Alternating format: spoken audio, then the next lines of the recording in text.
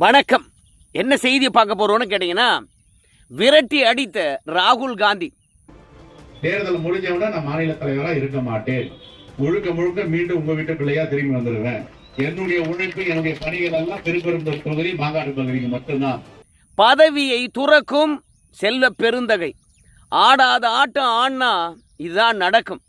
வேட்பாளர் பட்டியலை வெளியிட்ட காங்கிரஸ் வேதனையுடன் பதிவிட்ட ஜோதிமணி. ஆனால் ஜோதிமணியினுடைய வேதனையை பார்க்கும்போது இனி காங்கிரஸ் கட்சியானது எக்காலத்திலும் எழுந்து வராது அப்படின்றது மட்டும் நல்லா தெரியுது. இந்த காங்கிரஸ் கட்சியை பொறுத்த வரைக்கும் ஜாதிக்கும் மதத்துக்கும் அப்பாற்பட்ட கட்சின்னு சொல்லுவாங்க. நம்ம ஜோதிமணி அவர்களே பல முறை சொல்லியிருக்கிறாங்க. ஆனால் இன்னைக்கு செல்வ பிறந்தகை கிட்ட வைத்திருக்கின்ற கோரிக்கை வச்சு பார்க்கும்போது, டேய் ஏண்டா இப்படி வேஷம் போடுறீங்க, எல்லாமும் மக்களுக்கு தெரிஞ்சு போச்சுடா அப்படின்னு சொல்கிற மாதிரி தான் இருக்குது. செல்வ பெருந்தகை பதவி விட்டு ஓடுறாராம். அதை பற்றி நாம் விரிவாக பார்க்க போகிறோம். ஏன் பதவி விட்டு போகிறாரு அப்படின்ற விஷயத்தையும் நம்ம சேர்த்து பார்க்க வேண்டியதாக இருக்குது. ஆனால் அதற்கு முன்பாக உங்ககிட்ட ஒரு வேண்டுகோள். இது வரைக்கும் நம்ம சேனலை நீங்கள் சப்ஸ்கிரைப் பண்ணலைன்னா மறக்காமல் சப்ஸ்கிரைப் பண்ணிக்கோங்க.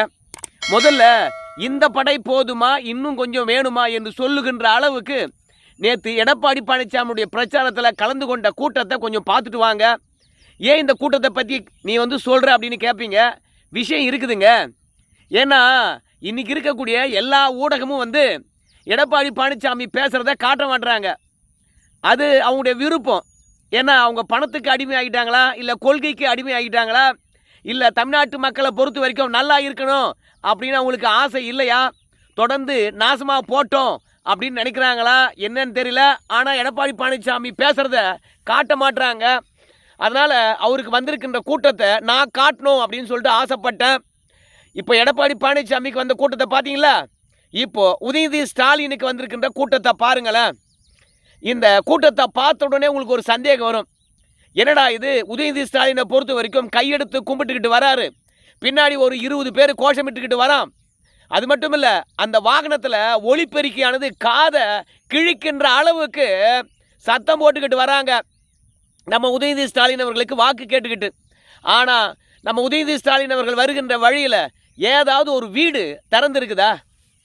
ஆனால் இப்படி வீட்டை திறந்து உதயநிதி ஸ்டாலினுக்கு வாழ்த்தி சொல்லி நீங்கள் தான் ஜெயிக்க போகிறீங்க அப்படின்னு நம்பிக்கை ஊட்டுறதுக்கு ஒருத்தர் கூட இல்லை. ஆனாலும் இவங்க வெற்றி பெறுகின்றார்கள். எப்படி வெற்றி பெறுகின்றார்கள், எதனால் வெற்றி பெறுகின்றார்கள்? ஒரு பக்கம் நீங்கள் எடப்பாடி பழனிசாமிக்கு வந்த கூட்டத்தை பார்த்தீங்க, அலை மோதிச்சு. ஆனால் அந்த கட்சியானு தோக்குது. இங்கே உதயநிதி ஸ்டாலினை பொறுத்த வரைக்கும் ரோட் ஷோ வராரு, ஒருத்தரும் பார்க்கல, ஒரு வீடும் திறக்கலை. ஆள் இல்லாத டீ கடையில் யாருக்கடா டீ ஆத்துற அப்படின்னு சொல்கிற மாதிரி தான் வெற்று பாதையில் கோஷமிட்டுக்கிட்டு வராங்க. ஆனால் தமிழக அரசியல் களம் விந்தையிலும் விந்தையாக இருக்கிறது. இப்போ ஊடகமானது என்ன சொல்லுது, அதிமுக தோற்றுரும், திமுக வெற்றி பெறும் அப்படின்னு சொல்கிறாங்கல்ல. இப்போ உதயநிதி ஸ்டாலினை பொறுத்த வரைக்கும் துணை முதலமைச்சர் தானே, 5 ஆண்டு காலம் ஆட்சியில் தானே இருந்தார், திரைப்படம் தானே நடித்தார். ஏன் அவரை பார்க்குறதுக்கு ஒருத்தர் கூட வெளியே இல்லை, வரவேற்பதுக்கு கூட யாரும் இல்லை, யாரும் பூ போடல. அப்போது உதயநிதி ஸ்டாலினை வரவேற்பதும், அவருக்கு ஆரத்தி எடுப்பதும், அவருடைய வாகனத்தின் மீது பூ போடுவதும் எல்லாம் செட்டிங் தானே. அப்போது மக்கள் செல்வாக்கே இல்லாமல் திமுக வெற்றி பெறும் அப்படின்னு சொல்கிறதெல்லாம் ஏமாத்து வேலை தானே. இதில் நம்முடைய முதலமைச்சர் நேற்று திருநெல்வேலியில் கலைஞர் பேரை சொல்கிறதுக்கு கூட எடப்பாடி பழனிசாமிக்கு தகுதி இல்லையாம். நான் கலைஞரை சிறையில் வச்சுருந்தா எடப்பாடி பழனிசாமி உன் நாக்கு அழுகிடும் அப்படின்னு சொல்லிட்டு எடப்பாடி பழனிசாமி மீது கடுமையான வார்த்தையை பிரயோகம் செஞ்சுருக்கிறாரு நம்ம முதலமைச்சர் ஐயா அவர்கள். எடப்பாடி பழனிசாமி எப்போ சொன்னார் கலைஞர் அவர்களை சிறையில் வைத்திருந்தார் நம்முடைய மு.க. ஸ்டாலின் என்று எப்போ சொன்னார்? நம்ம ராசா சொன்னார். அவருடைய ஆடியோ தான் சமூக வலைத்தளத்தில் வைரலாக போகுது. கலைஞரை பொறுத்த வரைக்கும் ஸ்டாலின் கிட்ட கண்ட்ரோல் போன பிறகு நம்ம கலைஞர் உயிரோடு வாழ்ந்தாலும், நினைவு நல்லாவே இருந்தாலும், சூழ்நிலை கைதியாகவே இருந்தார். தங்கச்சியை கூட சேர்த்துக்க மாட்டார், அண்ணனை கூட சேர்த்துக்க மாட்டார், அண்ணன் பசங்களையோ தம்பி பசங்களையோ தங்கச்சி பசங்களையோ கூட வச்சுக்க மாட்டார், கட்சியில் எந்த பொறுப்பும் கொடுக்க மாட்டார். கலைஞர் அப்படியே கட்சியே உனக்கு தான் ஸ்டாலின், ஆனால் சின்ன சின்ன பொறுப்புகளில் 2ஆம் கட்ட தலைவராக நம்முடைய வாரிசுகள்லாம் இருக்கட்டுமாப்பா, ஏன் அண்ணன் இருந்தா என்ன, அண்ணன் புள்ள இருந்தா என்ன, தம்பி இருந்தா என்ன, தம்பி புள்ள இருந்தா என்ன, தங்கச்சி இருந்தா என்ன, தங்கச்சி புள்ள பொண்ணு இருந்தா என்னப்பா அப்படின்னு கேட்கும்போது நீ வாயே திறக்காத, கட்சியை நான் பார்த்துக்கிறேன் அப்படின்னு ஸ்டாலின் அவர்கள் மிரட்டி ஒரு சூழ்நிலை கைதியாக வீட்டில் வச்சிருந்தாரு கடைசி காலம் வரைக்கும் அப்படின்னு ராசா தான் சொன்னார். அதைத்தான் எடப்பாடி பழனிசாமி கோட் பண்ணார். சமூக வலைதளத்தில் ஒரு ஆடியோ ரிலீஸ் ஆகி செக்கப்போடு போட்டிருக்குது. அதில் கலைஞர் ஒரு சூழ்நிலை கைதியாகவே இருந்தார். ஸ்டாலின் செயல் தலைவராக மாற்றப்பட்ட பிறகு ஸ்டாலின் எம்ஜிஆர் நினச்சிக்கிட்டாரு. அதனால தான் கலைஞர்கிட்ட இருந்து அதிகாரத்தை பறிச்சுக்கிட்டாரு. மக்கள்கிட்ட போனால் ஓட்டு போட்டுருவாங்க அப்படின்னு நினைக்கிறாரு அப்படின்னு ராசா தான் ஸ்டாலின் அவர்களை அவ்வளோ மட்டமாக பேசியிருக்கின்றார். டெல்லிக்கு போனால் அறுத்து தள்ளிடுவாரா, அவருக்கு ஆங்கிலம் தெரியுமா அப்படின்னு கேள்வி கேட்டவர் ராசா. அதைத்தான் எடப்பாடி பழனிசாமி பொதுக்கூட்ட மேடையில் சுட்டி காட்டினார். இதற்கு ஸ்டாலின் அவர்கள் பதிலளிக்கணும். கலைஞர் அவர்கள் சூழ்நிலை கைதியாக இருந்தாராமே, 5 முறை தமிழகத்தை ஆண்ட ஒருவர், முதலமைச்சராக இருந்தவர், கட்சியை வழிநடத்தினவர். தன்னுடைய மகனை எதிர்த்து பேச முடியாமல் ஒரு சூழ்நிலை கைதியாக வாய் மூடி அமைதியாக இருந்தாராமே, நீட் நேரத்தெல்லாம் கையெழுத்து போட்டாராமே அப்படின்னு ராசாவுடைய ஆடியோ சொல்லுது. அதற்கு விளக்கம் என்ன? சமூக நீதி பேசுகின்ற திமுகவில் நம்ம ராசா அவர்களை திகார் சிறையில் அடைத்து விட்டு யாரும் போய் பார்க்கலையாமே, அப்படி பார்க்காததுக்கு ஜாதி தான் காரணம் அப்படின்னு ராசா சொன்னார். பட்டியலின மக்களுக்கு இந்த மாதிரி கொடுமைகள் இழைக்கின்ற பொழுதும் அநீதிகள் இழைக்கின்ற பொழுதும் கட்சியுடைய தலைமை போய் பார்த்துருக்கணுமே.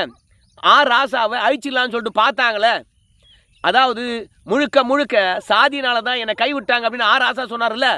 அப்போ இதுக்கெல்லாம் விளக்கம் அளிக்க வேண்டியவர் யார்? முதலமைச்சர் தானே. ஆனால் அதை விட்டுவிட்டு கலைஞரை சிறையில் வைத்திருந்தார், அதோட சூழ்நிலை கைதியாக கலைஞர் முடங்கி கிடந்தார் என்று எடப்பாடி பழனிசாமி பேசுகிறாரு. கலைஞர் பேரை சொல்கிறதுக்கு கூட உங்களுக்கு தகுதி இருக்குதா? கலைஞர் யார் தெரியுமா? சிங்கம் அப்படின்லாம் சொல்கிறாங்க. கலைஞர் யார் என்பதை தமிழ்நாட்டு மக்களுக்கு நல்லா தெரியும். கலைஞருக்கு ஸ்டிக்கர் ஒட்ட வேண்டாம். கலைஞர் வாழ்ந்த அதே சமகாலத்தில் இன்றைக்கி இருக்கின்ற மக்கள் வாழ்ந்தார்கள். அவருடைய ஆட்சியை பார்த்துருக்காங்க, அவருடைய அரசியலும் பார்த்துருக்காங்க. அதனால் அதிகாரம் இருப்பதனால கலைஞரை பற்றி என்ன வேணாலும் சொல்லலாம். என்ன சொன்னாலும் மக்கள் பார்த்தீங்கன்னா ஏற்றுக்குவாங்க. கூட இருக்கக்கூடிய 4 அல்லக்கைகள் வேண்டாமானால் கலைஞரை பற்றி பெருமையாக பேசுகின்ற பொழுது எல்லாரும் கை தட்டுவாங்க. கலைஞர் பெரிய ஆளுமை என்று சொன்னால் ஏற்றுக்குவாங்க.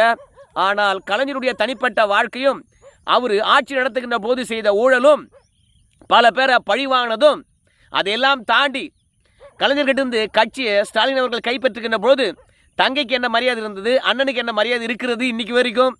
அதோடு போச்சுன்னா கலைஞர் கழகத்தை கைப்பற்றினார். ஆனால் கலைஞர் கழகமாக திமுக மாறிப்போனது.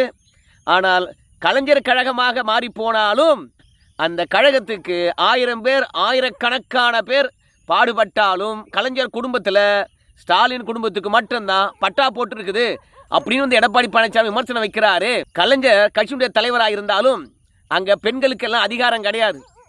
ஆண் வாரிசுகளுக்கு மட்டும்தான் அதிகாரம், ஆட்சி பீடம், கட்சி தலைமை. இதுதான் பெண்களுக்கான சம உரிமை தர்றதா திமுகவில் அப்படின்னு எடப்பாடி பழனிசாமி கேட்குறாரு. இதுக்கெல்லாம் பதில் சொல்லுங்களேன். என்ன தமிழ்நாட்டில் மன்னராட்சி நடக்குதேண்ணா, வழி வழியாக கலைஞர் குடும்பத்தில் இருக்கும் தான் வரணுமேண்ணா, அதுலேயும் ஆண் வாரிசு தான் வரணுமேண்ணா. ஸ்டாலினுக்கு அப்புறம் உதயநிதி ஸ்டாலின், உதயநிதி ஸ்டாலினுக்கு பிறகு இன்பநிதி, இன்பநிதிக்கு பிறகு துன்பநிதி, இப்படியே போயிட்டே இருக்குமா அப்படின்னு கேட்குறாரு. அதாவது பிறப்பின் வழியாக நீ பதவிக்கு வர்றது சனாதனம் இல்லையா? அது ஒரு ஜனநாயக படுகொலை இல்லையா? அப்போ இதுக்கெல்லாம் பதில் சொல்லு. கலைஞரை விமர்சனமே பண்ணக்கூடாதான். அரசியல் களத்தில் விமர்சனத்துக்கு அப்பாற்பட்டவங்க யார்? மொத்தத்தில் இங்கே இருக்கின்ற ஊடகம் திருந்தணும். இந்த ஊடகம் திருந்தாத வரைக்கும் இந்த மாதிரியான பிரச்சனைகள் எழுந்து கொண்டு தான் இருக்கும். ஏன்னா எடப்பாடி பழனிசாமி ஒரே வார்த்தை நச்சுன்னு கேட்குறாரு. என்ன கேட்குறாருன்னு பார்க்கும்போது திமுக ஏற்கனவே கொடுத்த தேர்தல் வாக்குறுதியை நிறைவேற்றவில்லை. இப்போ புதுசாக தேர்தல் வாக்குறுதி கொடுத்துருக்காங்க. ஆட்சி அதிகாரத்தில் தானே இருந்தாங்க. இதெல்லாம் இந்த 5 ஆண்டு காலத்தில் செஞ்சுருக்கலாமே. 5 ஆண்டு காலத்தில் செய்யாமல் ஆட்சி காலம் முடிந்த பிறகு ஏற்கனவே கொடுத்த தேர்தல் வாக்குறுதியை நிறைவேற்றாமல் இப்போ மட்டும் தேர்தல் வாக்குறுதியை புதுசாக தரீங்களே. ஏற்கனவே நிறைவேற்றியிருந்தால் நம்புவாங்க. இப்போ தேர்தல் வாக்குறுதி கொடுத்தா மட்டும் யார் நம்ப போகிறாங்க? ஆனால் இந்த ஊடகமானது நம்ம பேசுகிறதும் நம்ம மக்கள்கிட்ட போய் கருத்தை வைப்பதையும் மறைக்கிறாங்க. ஆனால் மக்கள் எங்குடன் இருக்கிறாங்க. எதை பற்றி எனக்கு கவலை கிடையாது. இந்த வார்த்தை எப்போ எடப்பாடி பழனிசாமி சொன்னா தெரியுமா? எடப்பாடி பழனிசாமி பொதுக்கூட்டத்தில் பேசியிருக்கார். அப்போ திடீர்னு பார்க்கும்போது ஒரு 4-5 ஆம்புலன்ஸ் வரிசையாக போகுது. அப்போ சொல்கிறாரு, தம்பிகளா அந்த ஆம்புலன்ஸுகளுக்கு வழி விட்டுருங்க. திமுக காரனை பொறுத்த வரைக்கும் கூட்டத்தை பார்த்தா மிரண்டுருவான். அதனால் வழி விட்டுருங்க. எந்த விதமான மறித்தலோ இல்லை தடுத்தலோ தேவையில்லை. போட்ட நேராக விட்டுருங்க. நமக்கு மக்கள் இருக்கிறாங்க. மக்களை நம்பி தான் களத்துக்கு வந்திருக்கேன். கூட்டணி கட்சிகளை பொறுத்த வரைக்கும் 24 இருக்குது, 26 இருக்குதுன்னு சொல்கிறாரு நம்ம ஸ்டாலின் ஐயா. அந்த கூட்டணி கட்சிகள் எதுக்கு சொல்லுங்க பார்க்கலாம்? வாக்கு வங்கி இருக்குதா? புதுசாக ஒரு கட்சி போய் சேர்ந்துருக்குது. அதுக்கு 0.5% கூட வாக்கு வங்கி கிடையாது. ஆனால் அதுக்கு 10 தொகுதியா? ஸோ அதிக கட்சிகள் இணைந்திருக்கலாம். அதிக கட்சிகள் ஓட்டு போட போகிறது இல்லையே, மக்கள் தானே ஓட்டு போட போகிறாங்க. அதனால் மக்களை ஏமாற்றலாம். அதாவது இப்போ ஆட்சியை பொறுத்த வரைக்கும் யாருக்கும் பாதுகாப்பு இல்லை. பெண்களுக்கு பாதுகாப்பு இல்லை. விலைவாசி உயர்ந்து போச்சு. திமுக காரனே போதைப் பொருள் விற்கிறான். திமுக காரனே பாலியல் வன்புணர்வு செய்கிறான். திமுக காரனே நிலத்தை அபகரிக்கிறான். திமுக காரனே ஊழல் பண்ணுறான். திமுக காரனே சரக்கு விற்கிறான். திமுக காரனே பார் வச்சு நடத்துகிறான். திமுக காரனே பாட்டிலுக்கு 10 ரூபா வாங்குறான். திமுக காரனே வந்து பார்த்தீங்கன்னா எல்லா பேருந்தும் வந்து ஆம்னி பேருந்தா மாற்றிட்டு அதில் கொள்ளடிக்கிறான். ஸோ எதையும் விட்டு வைக்கல. எல்லாமே வந்து பார்த்தீங்கன்னா திமுக காரனே பண்ணுறான். ஸோ அதனால் ஒவ்வொரு ஊர்லேயும் திமுக காரனால் ஏகப்பட்ட பேர் பாதிப்படைஞ்சிருக்காங்க. இப்படி திமுக காரனால் ஏகப்பட்ட பேர் பாதிப்படைந்திருப்பதனால அதுலேயும் கட்ட பஞ்சாயத்தும் அராஜகமும் அக்கிரமும் தலை தூக்கி இருக்கக்கூடிய திமுக காரனுடைய செயல்பாடுகளில் அதிருப்தி அடைந்திருக்கின்ற மக்கள் எப்படி திமுக ஓட்டு போடுவாங்க? 2வது முறை வேணுமா? இதில் 2வது முறை எப்படி திமுக ஓட்டு போடுவாங்க? இல்லை 2வது முறை வெற்றி பெற்று ஏதாவது சரித்திரம் இருக்கிறதா அப்படின்னு வந்து திமுக தேர்தல் வாக்குறுதியை நிறைவேற்றவில்லை. திமுக காரன் எப்பேற்பட்டவன் என்பதையும் சுட்டி காட்டுகின்றார். கலைஞர் யார் என்பதையும் சொல்லி காட்டுகின்றார். ராசா சாதியினால் சிறையில் அடைக்கப்பட்டார் என்ற விஷயத்தையும் சொல்லியிருக்கிறாங்க. இப்படி ஒட்டுமொத்தமாக திமுகவை டேமேஜ் பண்ணுகின்ற முழு விஷயத்தையும் மக்களிடையே கொண்டு போய் சேர்க்கிறார். ஆனால் இதை மட்டும் ஊடகம் காட்டுச்சுன்னு வச்சுங்களேன், சத்தியமாக திமுக ஆட்சி அடுத்த முறை இல்லை, இனி எப்பவுமே வராது, காட்ட மாட்டாங்க. அதனால் எடப்பாடி பழனிசாமியை பொறுத்த வரைக்கும் ஏதாவது உப்புக்கு சப்பு இல்லாமல் அடா திமுகவில் 4 அதிகார மையங்கள் இருக்குதுப்பா அப்படின்னு அறுது பழசான விஷயங்களை மட்டுமே வந்து ஊடகம் காட்டும். இங்கே இருக்கின்ற ஊடகம் விலை போயிடுச்சு. அதனால் நாம் வருத்தப்பட முடியாது. இப்போது செல்வ பெருந்தகையை பொறுத்த வரைக்கும் காங்கிரஸ் வேட்பாளர்களை எப்படியோ ஒன்று கஷ்டப்பட்டு தான் விருப்பப்பட்டவர்களை வந்து பார்த்திங்கன்னா தேர்தல் களத்தில் நிறுத்திட்டாரு. ஆனால் ராகுல் காந்தியை பொறுத்த வரைக்கும் அடுத்த முறை நீ மட்டும் தலைவராக இருந்த தோலை உரிச்சிடுவேன். இப்போ தேர்தல் நடைபெறதுனால உன்னை தலைவர் பதவியிலேருந்து நீக்க முடியாது. தேர்தல் முடிஞ்ச பிறகு நீயா விலகிடு, புரியுதா? நான் வந்து உன்னுடைய பதவியை பறிச்சேன்னு வச்சுங்களேன், பட்டியலினத்தவருடைய பதவியை பறிச்சிட்டாங்கன்னு சொல்லிட்டு நீ அனுதாபம் தேடுவ. திமுகவுடன் நீ எப்போது கைகோர்த்தையோ அப்போது காங்கிரஸுக்கு நீ விசுவாசம் இருக்க மாட்டேன். ஓடி பொண்ணு ஓடி அப்படின்னு சொல்லிவிட்டு இப்போ கொடுத்த வேட்பாளர் பட்டியலை டிக் அடிச்சுட்டு செல்வ பெருந்தகையை அடுத்த முறை தேர்தல் முடிஞ்ச பிறகு உன்னை தலைவராக பார்க்கக்கூடாது என்று ராகுல் காந்தி எச்சரிக்கை எடுத்திருக்கார் பொழுது. அதனால் நம்முடைய ஸ்ரீபெரும்புத்தூர் தொகுதியில் போய் செல்வ பெருந்தகையோடு நின்றுக்கிட்டு, எப்பா நம்ம ஸ்டாலின் அவர்கள் வந்து 2வது முறை பதவி ஏற்றுட்டாருன்னு வச்சுங்களேன், அன்றைக்கே என்னுடைய பதவியை ராஜினாமா பண்ணுறேன். நான் வந்து ஸ்ரீபெரும்புத்தூர் மக்களுடன் தான் இருக்க போகிறேன். எப்போவுமே சரி உங்களுடன் தான், உங்களுடைய பிரச்சனையை தான் நான் வந்து தீர்க்க போகிறேன். அதனால் தலைவராக இருக்க மாட்டேன், ராஜினாமா பண்ணிவிடுவேன், என்னை விடுவித்துடுங்க அப்படின்னு நான் ராகுல் காந்தி கிட்ட சொல்லிட்டேன் அப்படின்னு வந்து நம்முடைய செல்வ பெருந்தகை அவர்கள் உருட்டுறார். ஆனால் உண்மையிலே வந்து செல்வ பெருந்தகைக்கு இருக்கின்ற எதிர்ப்பு மத்தியில் பயங்கரம். 2வது வேட்பாளர் பட்டியலாம் அறிவிச்சாச்சு. ராகுல் காந்தி என்னைக்கு பிரச்சாரத்துக்கு வராரு? அது ஏதாவது சொன்னாங்களா? இன்னும் கூட மேலூர் தொகுதிக்கு காங்கிரஸ் வேட்பாளர் வந்து பார்த்தீங்கன்னா அறிவிக்கப்படலை. அந்த அளவுக்கு தான் காங்கிரஸ் கட்சி இருக்குது. இப்படி வேட்பாளர் பட்டியலானது அறிவித்தாலும் எல்லா இடத்துலையும் பயங்கர அதிருப்தி. ஜோதிமணியை பொறுத்த வரைக்கும், ஏப்பா கொங்கு வெள்ளாளருக்கு கொடுத்தீங்களா நீங்கள்? இல்லை அருந்ததியருக்கு கொடுத்தீங்களா? 6 தனித்தொகுதி கேட்டு வாங்கியிருக்கீங்க. அதில் ஒரே ஒரு அருந்ததியர் போட்டியிடுவதற்கான வாய்ப்பை கொடுத்துருக்கியா நீ? இல்லை கொங்கு வெள்ளாளர் சமூகமானது 36 தொகுதியில் பெரும்பான்மையாக இருக்கிறாங்க, அவங்களுக்கான வாய்ப்பு கொடுத்துருக்கிறியா? கொடுக்கலையே. ஏன் ஒரு வாரத்துக்கு முன்பாக கட்சியில் வந்து சேர்ந்தவனுக்கெல்லாம் தொகுதி கொடுத்துருக்க. ஆனால் கொங்கு வெள்ளாளர் சமூகமானது காங்கிரஸுக்கு எவ்வளோ உறுதுணையாக இருக்குது, அதுக்கு நீ சீட்டு கொடுத்தியா? அது மட்டும் இல்லை, 60-70 ஆண்டு காலமாக ஆட்சி இல்லை, இருந்தாலும் பெருமையுடன் காங்கிரஸ் கட்சியை தூக்கி பிடிக்கக்கூடிய உண்மையான விசுவாசிகளுக்கு நீ வந்து சீட்டே கொடுக்கல. மனவேதனையுடன் தான் இருக்கிறோம், தேர்தல் முடியட்டும், அதுக்கப்புறம் பஞ்சாயத்து வச்சுக்கிறேன் அப்படின்னு சொல்லிவிட்டு நம்ம ஜோதிமணி வந்து பார்த்தீங்கன்னா இந்த வேட்பாளர் பட்டியலில் அதிருப்தி ஏற்பட்டு போர்க்கொடி வைத்திருக்கின்றார்கள். சில சமூகங்கள் புறக்கணிக்கப்பட்டிருப்பதாக சொல்கிறாங்க. நம்முடைய ஜிகே மணி இருக்கார்ல, அவருடைய மகனுக்கு சீட்டு கொடுத்துட்டாங்க. அவர் கவுண்டரு. ஆனால் ஜோதிமணியை பொறுத்த வரைக்கும் கொங்கு வெள்ளாளர்களுக்கு சீட்டு கொடுக்கல அப்படின்னு கேட்டிருக்கிறாங்க. ஒருவேளை ஜிகே மணி வந்து பார்த்தீங்கன்னா கவுண்டருன்னு சொன்னதுனால கொங்கு வெள்ளாளரையும் கவுண்டருன்னு சொல்கிறாங்களே, அதனால் 2 பேரும் ஒரே சமூகம் நினச்சிக்குவாங்கன்னு சொல்லிட்டு ஜிகே மணி புள்ளிக்கு கொடுத்துட்டாங்க பொழுது. கொங்கு வெள்ளாளர்கள் வேறு கவுண்டர்கள் வேறு என்பது பற்றி ஊர் உலகத்துக்கே தெரியும். சினிமாவில் வந்து பார்த்தீங்கன்னா இந்த கொங்கு வெள்ளாளர்களை வந்து கவுண்டர்கள்னு சொல்லிட்டாங்க. அதனால் கவுண்டர்கள் என்கின்றவங்க வேற, கொங்கு வெள்ளாளர்கள் என்கின்றவங்க வேற. அதே மாதிரி பல்வேறுபட்ட கொங்கு வெள்ளாளர் சமூகத்திலே உட்பிரிவுகள் இருக்குது. அந்த உட்பிரிவிலே வந்து பார்த்தீங்கன்னா 2 பேருக்கு தான் சீட்டு கொடுத்துருக்காங்களாம். அதனால் செல்வ பெருந்தகையை பொறுத்த வரைக்கும் 2 சமூகத்தை ஏமாற்றிட்டாரு, இதுதான் சமூக நீதியா அப்படின்னு கேட்குறாங்க. நான் ஜோதிமணிக்கிட்ட கேட்குறேன், உன்னுடைய ஜாதி அடிப்படையில் சீட்டு கேட்குறியே ஜோதிமணி அவர்களை, நீங்கள் காங்கிரஸ் கட்சியில் இருப்பதுக்கு தகுதி இருக்குதா? அதாவது நின்று இருக்கிறவன் என்ன சாதின்னு பார்க்காம காங்கிரஸ் கட்சிக்காக நின்று இருக்கிறான், காங்கிரஸ் கட்சியை வளர்ப்பதுக்காக நின்று இருக்கிறான், அவனுக்கு ஓட்டு போடுவேன் அப்படின்னு சொன்னால் பரவாயில்ல, என் ஜாதிக்கு சீட்டு கொடுக்கல அப்படின்னு கேட்குறது எந்த விதத்தில் நியாயம்? அப்போ எல்லாமே ஜாதி ஒழிப்பு என்பதெல்லாம் பொய் தானே? சரி தலைவர்களே, நீங்கள் தான் முடிவு பண்ணணும், மீண்டும் திமுக ஆட்சிக்கு வரணுமா வரக்கூடாதுன்னு சொல்லிட்டு. சொன்னது எதையும் செய்யலை. 2வது சட்டம் ஒழுங்கும் சரியில்லை, யாருக்கும் பாதுகாப்பு இல்லை. அது மட்டும் கிடையாது, தமிழக மக்கள் மத்தியில் மாற்றம் வந்துடுச்சு. அந்த மாற்றத்தை எப்படிடா மறைக்கலாம் என்பதற்காக ஊடகமானது எடப்பாடியாருடைய செய்திகளை மறைக்குது.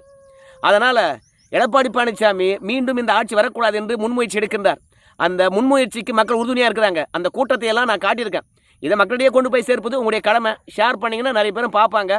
காங்கிரஸ் கட்சியை பொறுத்த வரைக்கும் செல்வ பெருந்தகைக்கு இனிமேல் வாய்ப்பில்லை, ஓடிப்புடு அப்படின்னு துரத்தி அடிச்சிருக்காங்க. பார்க்கலாம். நம்ம செல்வ பெருந்தகையை பொறுத்த வரைக்கும் முதலமைச்சர் ஸ்டாலின் அவர்கள் பதவி ஏற்ற உடனே பதவி ராஜினாமா பண்ணுறேன் அப்படின்னு சொல்லியிருக்கிறாரு. ஒருவேளை ஸ்டாலின் அவர்கள் 2வது முறையாக எங்கே பதவி ஏற்க போகிறாரு, அதனால் மீண்டும் நான் தான் பதவியில் தொடர போகிறேன் அப்படின்னு சூசகமாக தெரிவிக்கிறாரு என்னவோ தெரியல. ஆனால் என்னை பொறுத்த வரைக்கும் எடப்பாடிக்கு வருகின்ற கூட்டத்தை பார்க்கும்போது திமுக ஒரு 50 தொகுதி கூட ஜெயிக்காத மாதிரி தான் தெரியுது. ஆனால் கருத்து கணிப்புகளை பார்க்கும்போது திமுக தான் அசத்துற மாதிரி வருது. எது உண்மைன்னு தெரியல. சரி நண்பர்களே, இந்த வீடியோ தொடர்பாக உங்கள் கருத்து சொல்லுங்க. நன்றி.